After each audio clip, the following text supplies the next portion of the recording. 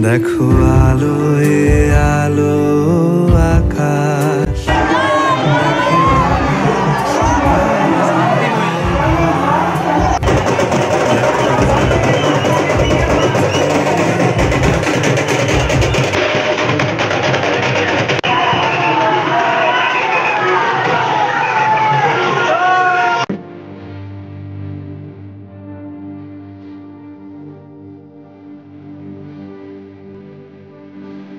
এটা হচ্ছে নৈহাটি স্টেশন। তো নৈহাটি স্টেশন থেকে আমরা সোজা চলে যাব বড়মার মন্দিরে।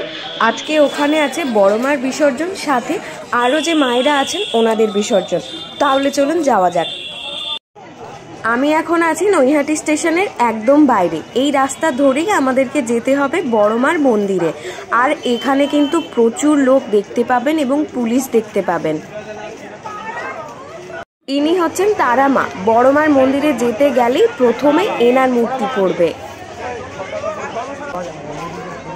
এখানে কিন্তু মাকে এখন সাজানো হচ্ছে ফুলের সাজে।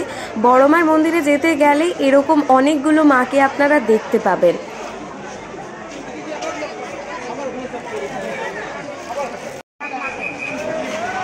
ইনি হলেন মা বেচা কালী। তো এখানে দেখতে পাবেন মাকে ফুলের সাজে সাজানো হচ্ছে, আর কিছুক্ষণ পরেই মাকে বিসর্জনের জন্য নিয়ে যাওয়া হবে।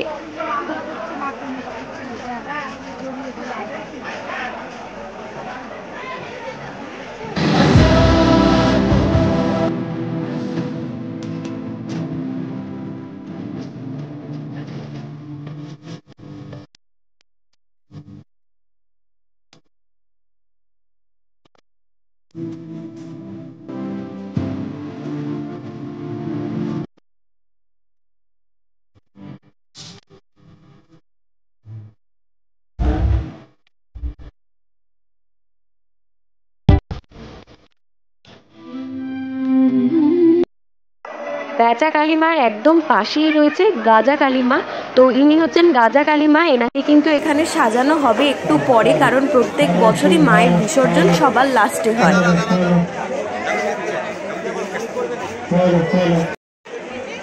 বড়মার পাশাপাশি এই মূর্তিগুলোও কিন্তু অনেকটাই বড় হয় দেখতে।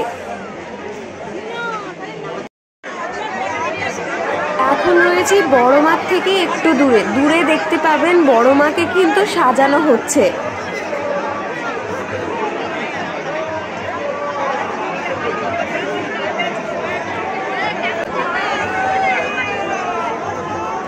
এখানে প্রচুর মানুষের ভিড় দেখতে পাবেন। আর পুলিশ কিন্তু আমাদেরকে এগিয়ে সামনের দিকে আর যেতে দিচ্ছেন না, যেহেতু মাকে বের করা হচ্ছে বিসর্জনের জন্য।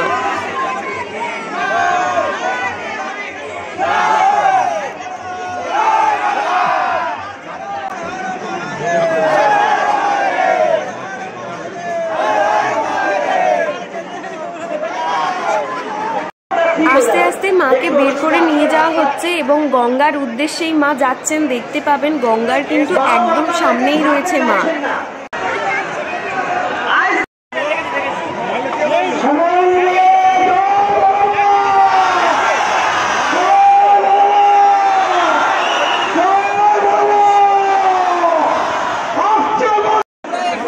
ইনি হচ্ছেন মা শান্তিময়ী।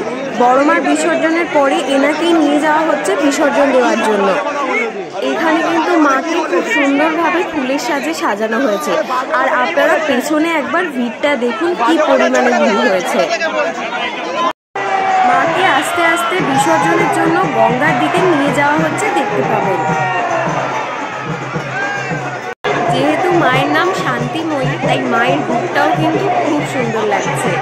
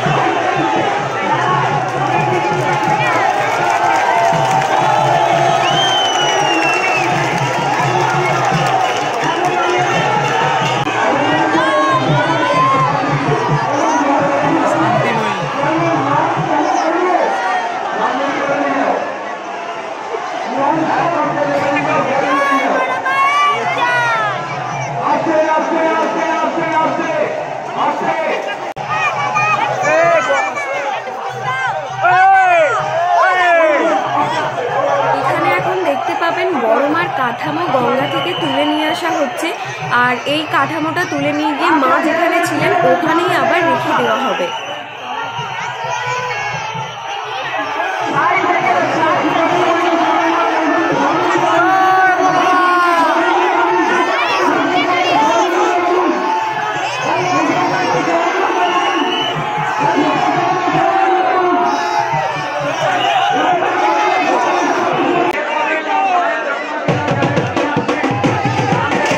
মণ্ডপ থেকে বেচা কালী মাত্র নিয়ে আসা হচ্ছে বিসর্জনের জন্য, দেখতে পাবেন।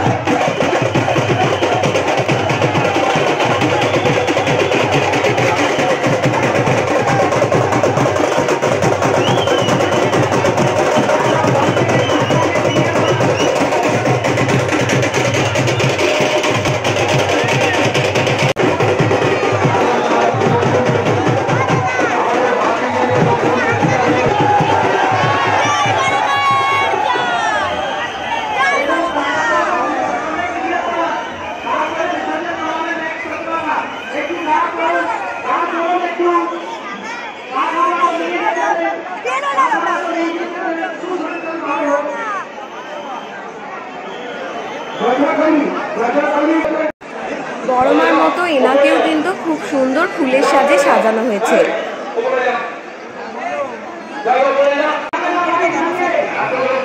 ওই দূরে দেখতে পাবেন মা আস্তে আস্তে গঙ্গার দিকে যাচ্ছেন বিসর্জনের জন্য। প্রচুর মানুষের ভিড়, আর এই বিসর্জন দেখার জন্যেই কিন্তু প্রত্যেক বছর এখানে এত ভিড় হয়ে থাকে।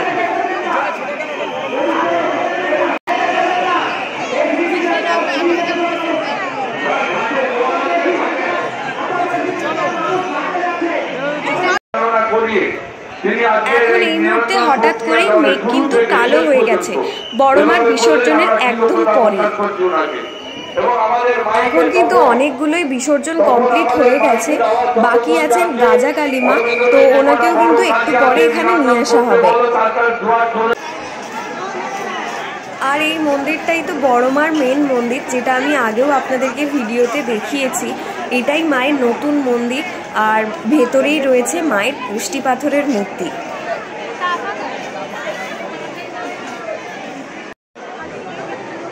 এটি হচ্ছে বড়মার কাঠামো। এখানে এখন আপনারা দেখতে পাবেন দুটো মোমবাতি জ্বলছে এবং পেছনে কিছু বাতাসা রয়েছে দেখতে পাবেন। সবাই এসেছেন মায়ের কাঠামো একবার প্রণাম করার জন্য, কারণ আবারও 1 বছরের অপেক্ষা, আবারও 1 বছর পরে মায়ের রূপ দেখতে পাবো আমরা।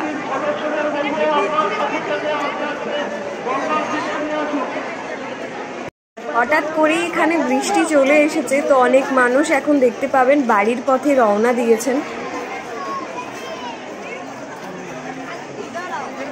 বড়মার বিসর্জন হলো, ঠিক তারপরেই কিন্তু হঠাৎ করে বৃষ্টি চলে এলো। যেহেতু বৃষ্টি চলে এসেছে, তাই গাজা কালী মাকে কিন্তু এখনো বের করতে পারছেন না বিসর্জনের জন্য।